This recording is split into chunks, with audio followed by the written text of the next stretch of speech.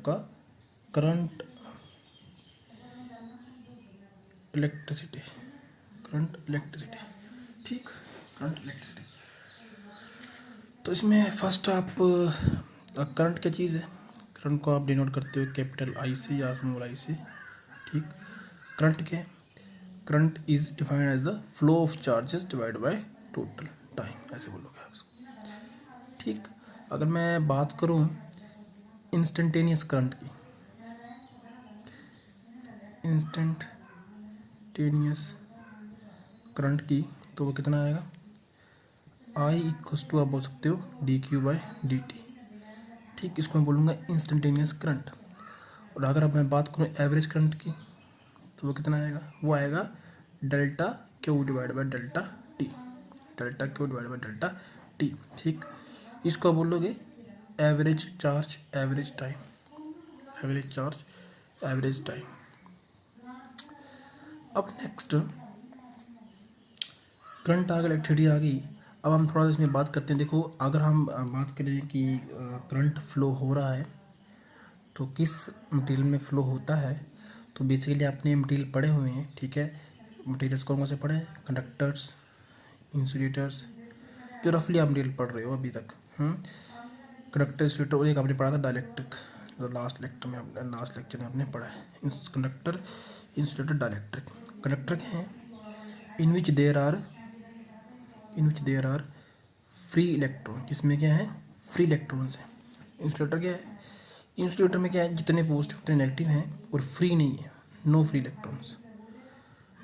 Electrons, ठीक। और अगर इलेक्ट्रॉन फ्री ना हो तो करंट उसमें फ्लो नहीं होगा, because current equals to Q by T, charge का फ्लो होना जरूरी है ना, फ्लो होना, ठीक है। तो फ्लो तो होगा ही नहीं इसमें, तो इसलिए इंसुलेटर में करंट फ्लो नहीं होता। डाइलेक्ट्रिक क्या है, dielectric has the properties of insulator, लेकिन इसमें क्या है कि आयनाइजेशन होती है, पोलराइजेशन होती है, जिसकी वजह से इफेक्ट आ जाता है। डाइलेक्ट्रिक इलेक्ट्रिक फोर्स या इलेक्ट्रिक इफेक्ट को पास ऑन कर सकता है, ठीक है। तो अभी हम इसको पढ़ेंगे।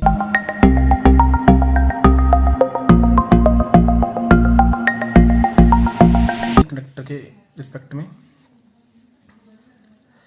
जैसे आपके पास ये कंडक्टर आ गया यहाँ पे, ठीक। कंडक्टर ले लिया मैंने, इसका एरिया ए ले लिया, लेंथ इसकी मैंने एल ले ली, ठीक है। और अभी अगर मैं बोलूँ कि ये फ्रीली है, कंडक्टर पड़ा है कोई रूम टेम्परेचर के ऊपर, रूम टेम्परेचर कितना होगा आपका, अबाउट 24 to 25 डिग्री सेल्सियस, ठीक है। और साथ में आपको मैं बोल लूँ कि नॉर्मल ह्यूमन टेम्परेचर कितना होता है, ह्यूमन बॉडी का टेम्परेचर कितना होता है वो 37 डिग्री सेल्सियस, ठीक। अब थोड़ा सा रिलेशन देख लेते हैं।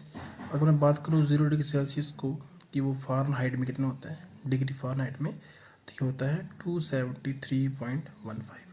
और वैसे ही अगर मैं बात करूँ 0 डिग्री सेल्सियस की किस में आपका ये केल्विन में आएगा आपका। और अगर मैं बात करूँ कि फ़ारेनहाइट में कितना होता है, डिग्री फ़ारेनहाइट में, तो ये होता है आपका 32 डिग्री फ़ारेनहाइट में, ठीक है। साथ में क्वेश्चन पूछ सकते हैं कि when at what degree Fahrenheit degree scale will equal two degree Fahrenheit, कब होता है, माइनस का 40 डिग्री फ़ारेनहाइट पे ये दोनों स्केल जो बराबर हो जाते हैं। तो ये कुछ मैंने कंपटीशन से रिलेटेड बता दिया आपको, इसमें रिलेशंस स्केल्स के, डिफरेंट स्केल्स के। अच्छा, तो नेक्स्ट हम देख लेते हैं इसमें। अभी कंडक्टर आ गया, कंडक्टर के अंदर जो है आपके पॉजिटिव पार्टिकल्स भी होंगे और नेगेटिव भी होंगे, ठीक है। लेकिन नेगेटिव थोड़े से ज़्यादा होंगे, ऐसे बोल सकते हो आप, ठीक है। क्योंकि नेगेटिव इसमें जो है ज़्यादा नहीं बोल सकते, ऐसे बोल सकते हो कि, तो जैसे कि ये कंडक्टर है, इसके अंदर आपके क्या पॉजिटिव पार्टिकल होंगे और नेगेटिव पार्टिकल्स होंगे, ठीक है।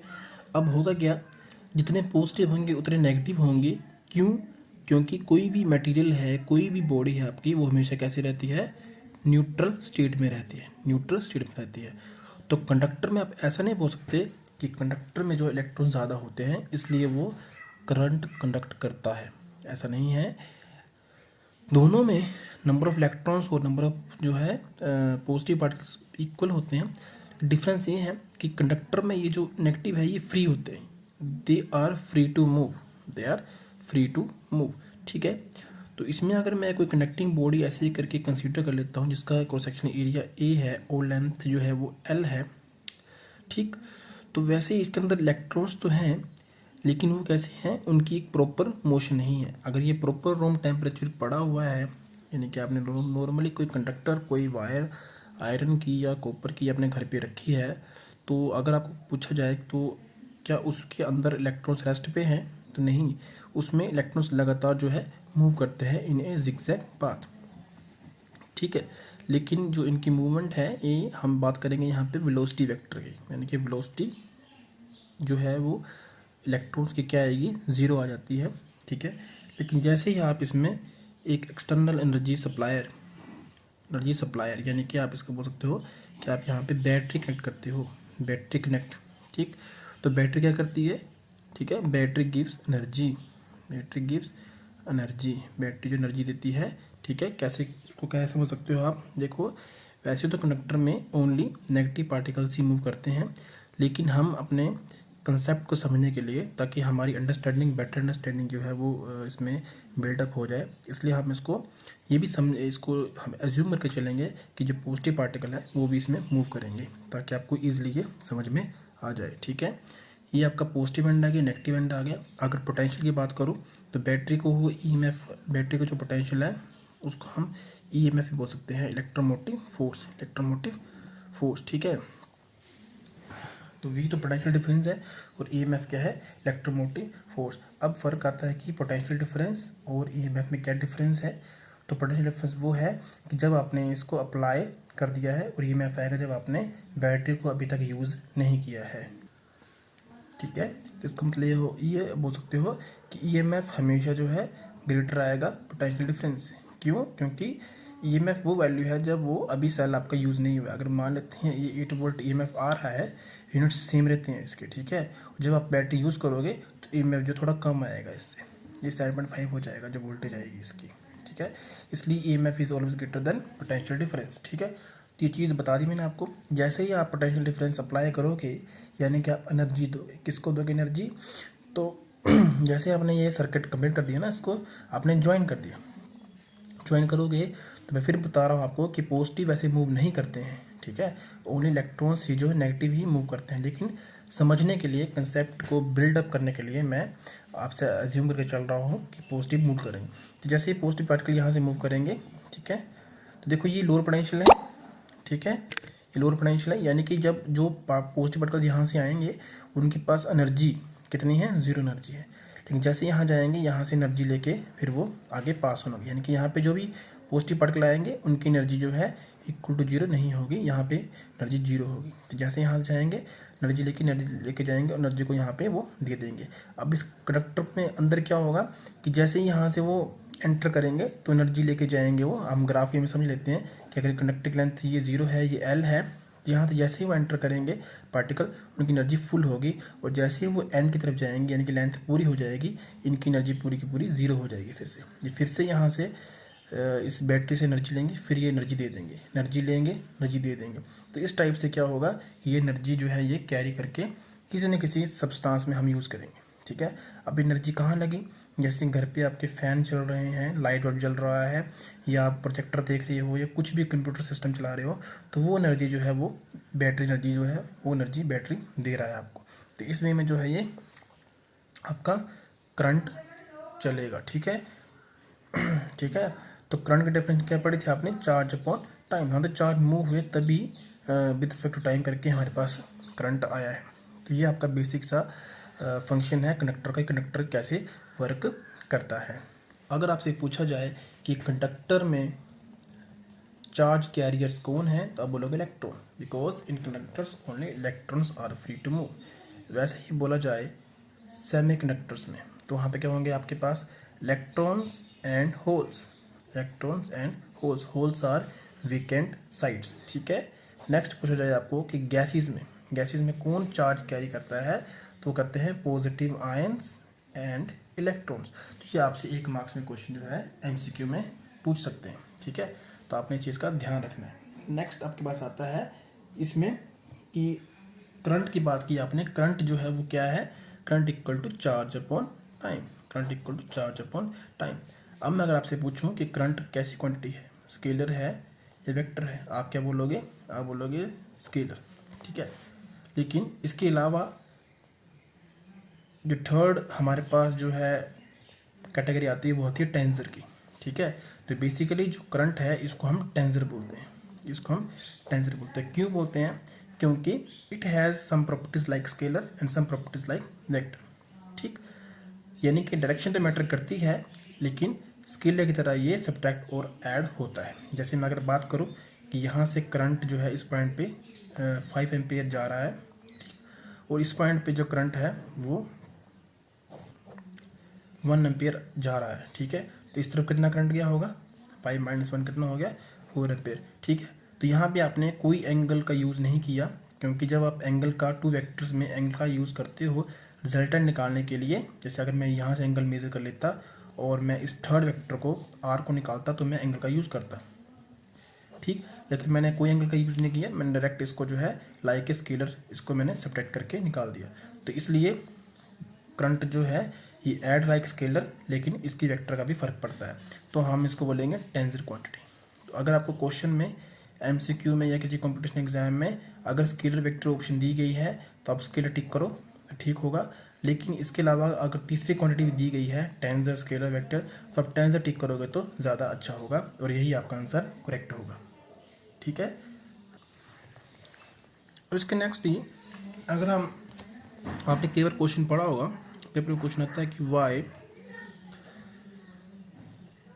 Capacitor blocks DC and allow AC, ठीक। तो करंट के साथ ही करंट आपका 2 टाइप का होता है, कौन कौन सा? DC and AC. DC current कहाँ होता है? बैटरीज में, बैटरीज में। जैसे आपका मोबाइल फ़ोन में बैटरी पड़ी है, लैपटॉप की बैटरी, ठीक है, वो डीसी वही जिसको आप स्टोर कर सको, ठीक। एसी कहाँ? जो आपके हाउस में आता है, घरों में आता है, उसको एसी बोलते हैं, जिसकी फ्रिक्वेंसी आपकी 50 हर्ट्ज होती है, ठीक, जिसको आप स्टोर ना कर सको, कांट स्टोर, उसको बोलते हैं एसी, ठीक। अब इसमें क्वेश्चन आता है आपके पास कि जैसे आपने डीसी अप्लाई किया कैपेसिटर के ऊपर, तो उसमें इस सर्किट में क्या होता है? करंट फ्लो नहीं होता है। जबकि जब आप एसी अप्लाई करते हो, इसको हम इस सिंबल शो करते हैं, तो एसी में करंट फ्लो होता रहता है। तो क्यों होता है ऐसा? एक्चुअली में क्या है, पढ़ चुके, जैसे आप इसमें अप्लाई करते हो तो यहाँ पे सभी के सभी पॉजिटिव चार्जेस बढ़ जाते हैं, यहाँ पे नेगेटिव चार्ज बढ़ जाते हैं, ठीक है। अगर यहाँ पे मान लो कि वोल्टेज 60 वोल्ट है, यहाँ पर भी 60 वोल्ट क्रिएट हो गई। इसके बाद इसका नेक्स्ट जो है मूवमेंट बंद हो जाएगी होना। कौन सी मूवमेंट? यानी कि पॉजिटिव इस तरफ जा रहे थे, नेगेटिव की तरफ, और यहाँ से ये पॉजिटिव था ना आपका, ठीक है, ये पॉजिटिव है ना आपका, तो इस तरफ कौन से जाएंगे? नेगेटिव जाएंगे। तो नेगेटिव इस तरह जा रहे थे, जिस वजह से यहाँ पे पॉजिटिव ज़्यादा हो गए, लेकिन नेगेटिव सारे चले गए, और वैसे इस तरह पॉजिटिव चले गए सारे के सारे, तो यहाँ नेगेटिव ज़्यादा हो गए। इस कारण ये पॉजिटिव प्लेट बन गई, नेगेटिव बन गई। तो ये कब तक होता रहेगा मूवमेंट? जब तक ये दो पोटेंशियल डिफरेंस जो यहाँ पे लगाया 6 वोल्ट, यहाँ पे 6 वोल्ट हो जाए। जब एक बार ये बराबर हो गया, फिर यहाँ पे जो मूवमेंट है ये बंद हो जाएगी, मूवमेंट बंद हो जाएगी, जिस कारण हम बोलेंगे कि करंट फ्लो होना बंद हो गया। आई कितना हो गया? 0 हो गया। यानी कि डीसी में जो डीसी लगाई तो करंट क्या हो गया? 0 हो गया। एसी में ऐसा नहीं होता। एसी में क्या होता है? करंट आपका एसी फ्लो कैसे करता है? इसमें फ्लो करता है। सिंपल में समझोगे अगर आप, तो कुछ टाइम ये ऐसे चलेगा और कुछ टाइम के बाद ये इसकी जो पोलैरिटी अपोजिट हो जाएगी, इसकी पोलैरिटी अपोजिट हो जाएगी। नेगेटिव यहाँ आ जाएगा, पॉजिटिव यहाँ आ जाएगा। जिस केस में एक बार सभी पॉजिटिव यहाँ आ जाएंगे, नेगेटिव यहाँ आ जाएंगे, थोड़ा टाइम के बाद ये सभी नेगेटिव यहाँ आ जाएंगे, पॉजिटिव यहाँ आ जाएंगे। इस कारण क्या होगा कि मूवमेंट जो है ये चलता रहेगा। एक बार मूव ऐसे होंगे, एक बार मूव उल्टे होंगे, तो मूवमेंट चलता रहेगा। इसलिए हम बोलते हैं कि एसी में करंट फ्लो होता है, यानी कि एसी करंट को अलो करता है कैपेसिटर, जबकि डीसी को ब्लॉक करता है, ठीक है। नेक्स्ट हम रिलेशन पढ़ेंगे, relation between current and drift velocity. तो करंट को तो चला गया पता, आपको क्या पता? करंट, करंट सिंपली dq/dt, इसको हम बोलेंगे इंस्टेंटेनियस करंट, या बोल सकते हैं small current by small time, या फिर वो लिख लो उसको आप q/t। टोटल चार्ज फ्लो क्या हो रहा है कितने टाइम में तो लिख सकते हो आप, ठीक है। यानी कि आप इसमें बोल सकते हो कि 1 कूलम चार्ज फ्लो हो रहा है 1 सेकंड में। आज जब मैं अगर बोलूँ कि 1 कूलम में कितने इलेक्ट्रॉन्स होते हैं, आप क्या बोलोगे, पता है आपको? ये होते हैं 6.25 इंटू 10⁻18 इलेक्ट्रॉन्स होते हैं। ये आपने याद रखना है, ठीक है। साइंस स्टूडेंट हो, फिजिक्स पढ़ते हो तो आपको बताना चाहिए। 1 कूलम में 6.25 इंटू 10⁻18 इलेक्ट्रॉन्स होते हैं, ठीक है। और अगर आप बात करो कि 1 ग्राम, अगर मैं बात करूँ 1 ग्राम ऑफ कॉपर मेटल है ना ये, 1 ग्राम ऑफ कॉपर में कितने इलेक्ट्रॉन्स होते हैं, तो होते हैं 6.023 इंटू 10⁻23 इलेक्ट्रॉन्स। तो देख लो कितने इलेक्ट्रॉन्स होते हैं 1 ग्राम में। 1 ग्राम कॉपर में कितने इलेक्ट्रॉन्स होते हैं, ये एवोगाड्रो नंबर है, पढ़ा होगा अपने केमिस्ट्री में। तो सोच लो 1 ग्राम में इतने होते हैं, तो थोड़े से अमाउंट में कितना ज़्यादा होगा। यानी कि अगर आप बोलूँ मैं इतना सा लेंथ में ले लेता हूँ कंडक्टर, तो इसमें तो बहुत ज़्यादा इलेक्ट्रॉन्स होंगे, बहुत ज़्यादा, ठीक है। तो अभी हम पढ़ रहे थे रिलेशन, ठीक है। तो ड्रिफ्ट वेलोसिटी को हम डिनोट करते हैं वीडी से। ड्रिफ्ट वेलोसिटी क्या होती है, देखो जैसे ही आपने एक्सटर्नल बैटरी लगाई वी, तो ये लेंथ एल थी, तो क्या हो गया, यहाँ पे इलेक्ट्रिक फील्ड प्रोड्यूस हुई इस डायरेक्शन में, क्योंकि ये पॉजिटिव एंड नेगेटिव एंड, तो फील्ड डायरेक्शन होती है from positive to negative. Field लगी, इलेक्ट्रिक फील्ड की फोर्स, इलेक्ट्रिक फील्ड की जो डेफिनेशन वो क्या होती है, वो होती है चार्ज अपॉन, क्या होती है, charge upon force upon charge, ठीक है। ये होती है ना फोर्स अपॉन चार्ज, क्योंकि इस इलेक्ट्रिक फील्ड की वजह से क्या होता है, फिर पॉजिटिव पार्टिकल्स मूव इस तरफ करेंगे और नेगेटिव इलेक्ट्रॉन मूव इस तरफ करेंगे, इसी फील्ड की वजह से। तो इलेक्ट्रिक फील्ड क्या है, फोर्स अपॉन चार्ज। पॉजिटिव होंगे तो पॉजिटिव रिपेल, तो ये फील्ड फोर्स इस तरफ लगेगी, और ये इलेक्ट्रॉन्स होंगे तो फोर्स इसकी इस तरफ लगेगी। तो ऐसे फोर्स का डायरेक्शन जो है वेरी करेगी दोनों की, ठीक।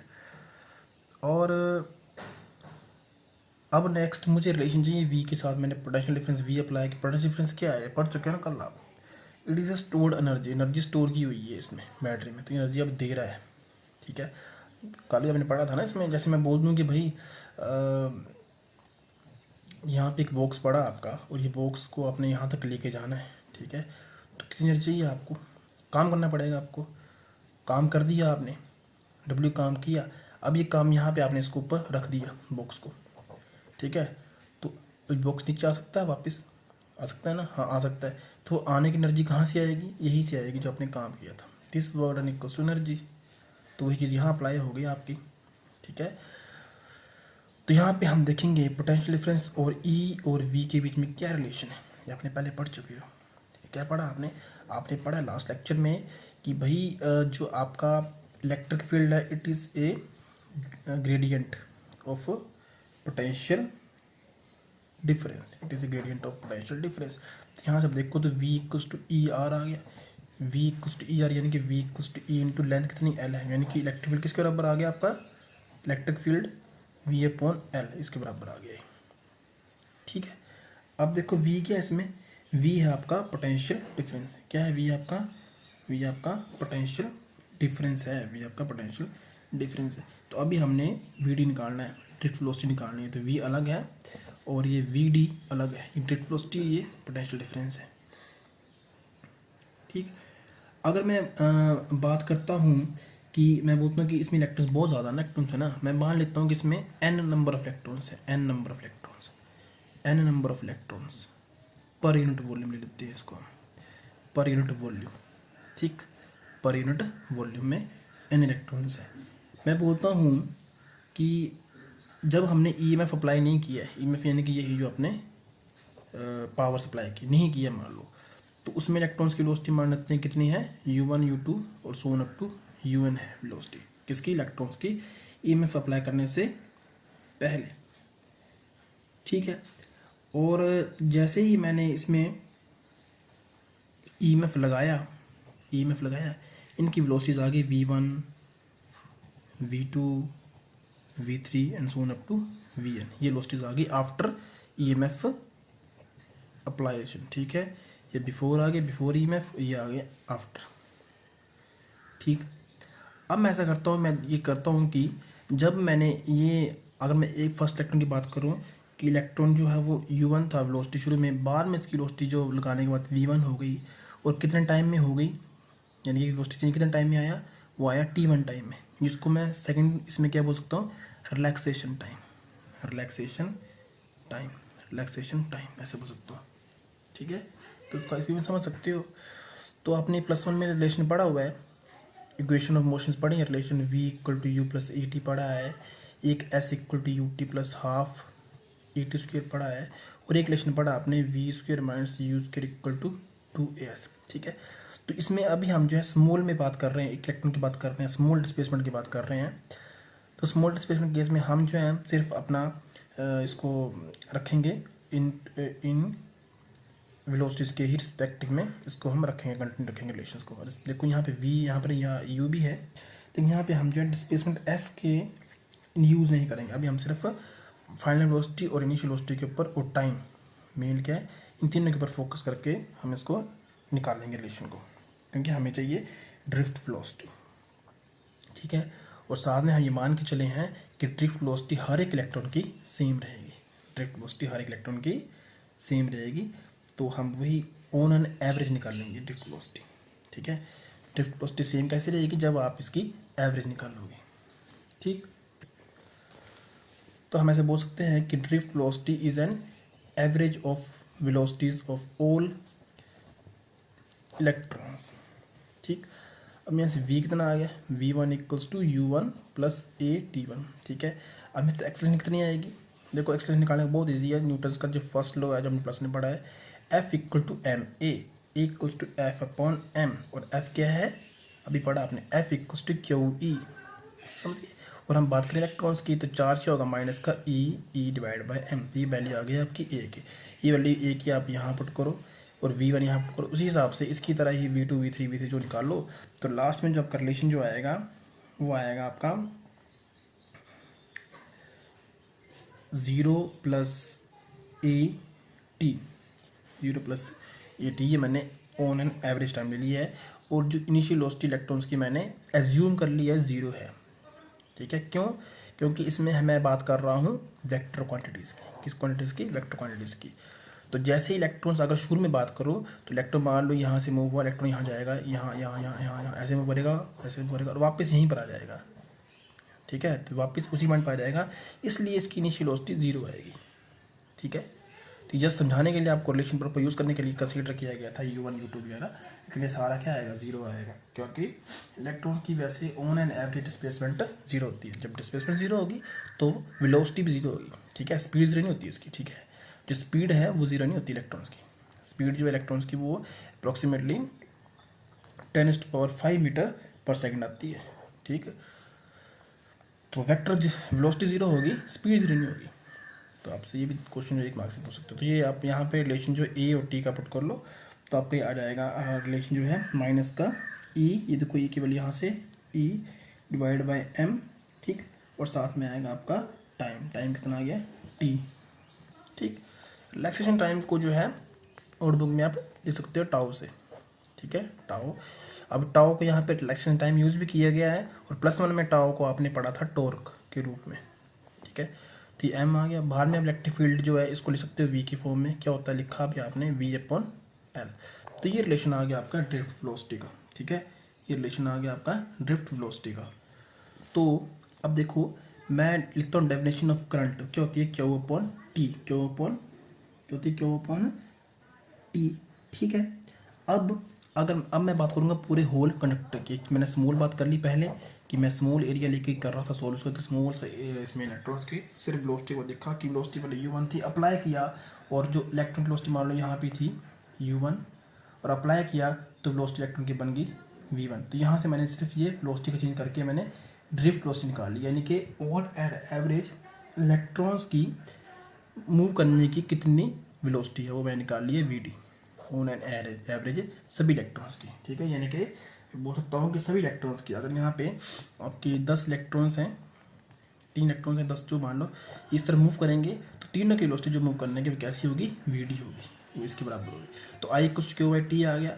अब T किसके बराबर आएगा, देखो T क्या होता है, distance equal to velocity into time लगाओ आराम से आप यहाँ पे, distance equal to velocity into time, time equals to distance upon velocity. ये लगता है डिस्टेंस कितना मूव किया इलेक्ट्रॉन्स ने यहाँ से यहाँ आने में, L, और किस वेलोसिटी से मूव किया, vd वेलोसिटी से किया।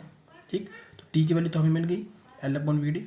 वैसे क्यों निकालना अब हमने, ठीक है। चार्ज जो कितना आएगा, देखो चार्ज कितना आएगा, चार्ज इक्वल्स क्या होता है आपके पास, हमने ये बोला है कि हमने देखो पिछले इसमें लिया गया है कि जो स्मॉल एन है इक्वल्स क्या नंबर ऑफ, क्या है, नंबर ऑफ इलेक्ट्रॉन्स हैं पर यूनिट वॉल्यूम में, पर यूनिट वॉल्यूम में। अगर एन पर यूनिट वॉल्यूम में है तो इसका वॉल्यूम कितना है, ये तो पर यूनिट वॉल्यूम में है ना, टोटल वॉल्यूम कितना है इसका। अगर क्रॉस सेक्शन एरिया ए है तो ए इंटू एल कितना आएगा, वॉल्यूम आएगा ना, तो ए इंटू एल क्या आ गया, वॉल्यूम। तो यानी कि पर यूनिट वॉल्यूम में एन है, लेकिन अब इसको मल्टीप्लाई करना पड़ेगा वॉल्यूम से।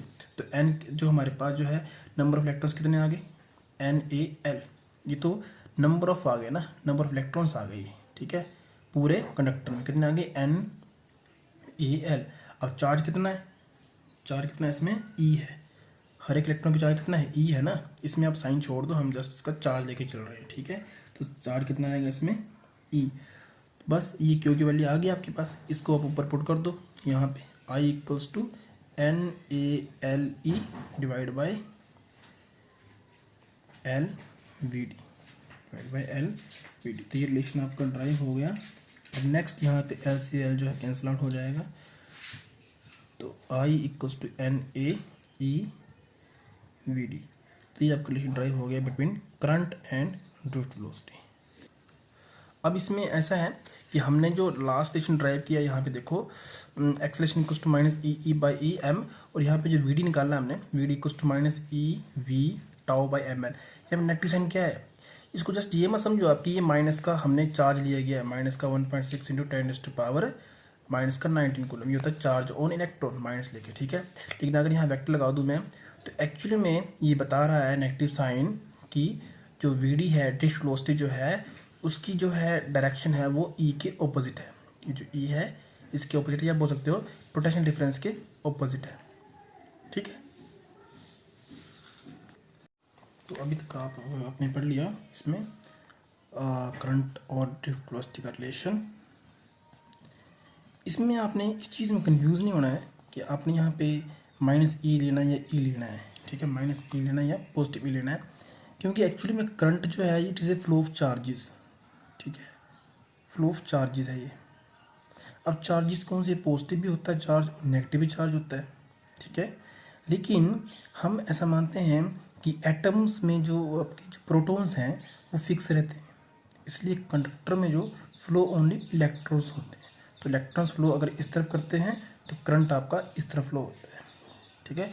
तो इसमें हम रिलेशन में जस्ट चार्ज की बात करेंगे कि चार्जेस कितने हैं, तो चार्जेस ओनली ई आएगा, क्योंकि इसमें नेगेटिव पॉजिटिव का कोई रोल नहीं है, क्योंकि हमें करंट की डायरेक्शन जो है ये बैटरी के कनेक्शन से पता चलती है।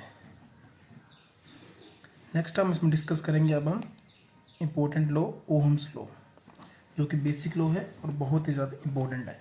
ओहम्स लॉ कहता है कि V is directly proportional to I, ठीक है।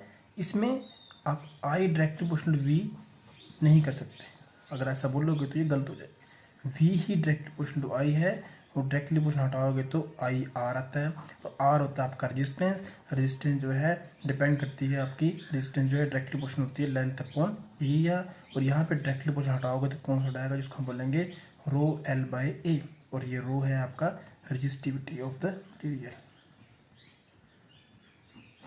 ठीक। तो रेजिस्टिविटी जो है ये फिक्स्ड रहती है, ठीक है। यानी कि एक वायर में ये ले लूँ, एक वायर में ये ले लूँ, तो मैं आपको बोलूँ कि दोनों वायर जो है ये आयरन की बनी हुई वायर्स हैं, तो दोनों में से किसकी रेजिस्टेंस किसकी रेजिस्टिविटी ज़्यादा होगी, किसकी रेजिस्टिविटी ज़्यादा होगी, रो ए या रो बी। अगर दो वायर में ए बी डी लेता हूँ तो किसकी रेजिस्टिविटी ज़्यादा होगी, तो दोनों की रेजिस्टिविटी बराबर होगी, क्योंकि resistivity depend on the nature of the material, ठीक। जबकि रेजिस्टेंस जो है it depend upon length upon area. यानी कि अगर मैं इस वे में कोई मटीरियल बनाता हूँ, जैसे यहाँ पे मैं बोलूँगा कि ये ए पार्ट ले लेता हूँ, ये बी पार्ट आ गया। अब मैं बोलूँ कि आर ए ज़्यादा है या आर बी ज़्यादा है, तो आपको पता है कि रेजिस्टिविटी जो है एल अपॉन ए है। जिस तरह एरिया ज़्यादा होता है उतनी रेजिस्टेंस कम होती है, तो यहाँ पे एरिया जो है ये ज़्यादा है, यहाँ एरिया कम है, तो आप बोल सकते हो कि आर ए में क्या रिलेशन आएगा, R A resistance is greater than R B. तो इस वे में आर और रो के बीच में डिफरेंस आपको समझना चाहिए, ठीक। अब यहाँ पे ओम्स में बोला गया है V directly proportional to I, यानी कि जितना ज़्यादा पोटेंशियल डिफरेंस होगा उतना ज़्यादा करंट आएगा। ठीक है, इसको आप इसी में समझ सकते हो कि अगर मैं यहाँ पे मान लो कि यहाँ पे मैं रिवर ले लेता हूँ, एक रिवर की हाइट मान लो यहाँ से मैं यहाँ पर इसके ऊपर बेस के ऊपर यहाँ से इस हाइट से मैं रिवर को फ्लो करवाता हूँ ना, तो इस हाइट मान लो कि हाइट ये आपकी इतनी हाइट है और सेकंड टाइम मैंने हाइट जो रिवर की सेकंड रिवर की हाइट जो इतनी है। ठीक है, तो दोनों में किस में रिवर की स्पीड ज़्यादा होगी, इस केस में। क्यों? क्योंकि यहाँ पे हाइट ज़्यादा है। और मैं पहले बता चुका हूँ अपने लास्ट लेक्चर्स में कि वोल्टेज मीन्स हाइट, इसको आप ऐसे जो है समझ सकते हो। ठीक है, इसलिए जितनी ज़्यादा वोल्टेज होगी उतना ज़्यादा करंट आएगा, तो आपने इसको ऐसे समझना है। ठीक है, ग्राफिकली जितना ज़्यादा ये V बढ़ता जाएगा उतना आपका I आएगा, और ओम्स लॉ में V और I के बीच में स्ट्रेट लाइन ग्राफ आता है। क्यों? क्योंकि जितना V बढ़ेगा उतना I बढ़ेगा, तो दोनों में हर एक पॉइंट के ऊपर ग्राफ जो है वो स्ट्रेट लाइन आएगा। जितना ये बढ़ाओगे उतना ही ये बढ़ेगा, इनका रेशो सेम रहता है।